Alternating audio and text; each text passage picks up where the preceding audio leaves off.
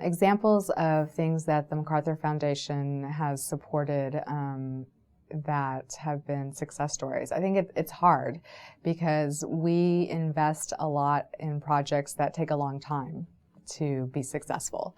I think our digital media and learning program area is one example of where you're starting to see some success.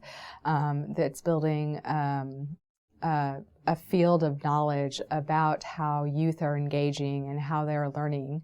And I think the research being done now and the organizations that we're supporting now will be helpful in developing educational tools later on for people, for schools.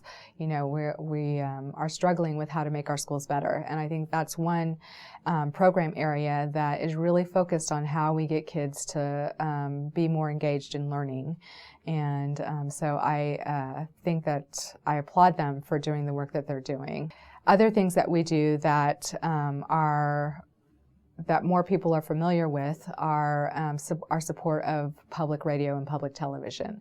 And now National Public Radio is one of the things that our Congress might cut funds to. So to have the capacity to support that kind of media that is focused on being unbiased and focused on being the most informed, providing the most informed, thoughtful sort of news possible is important. And it's important for people to hear that kind of receive that kind of information. Another thing that people know us for is our Genius Grants.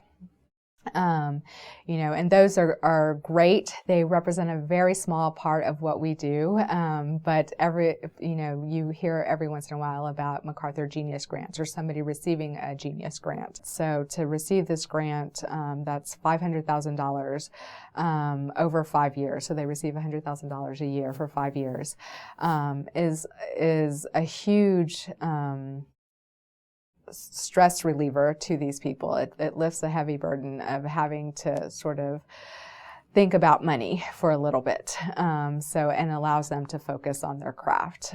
So I think that's been a hugely successful program that MacArthur has had almost since its founding 30 years ago.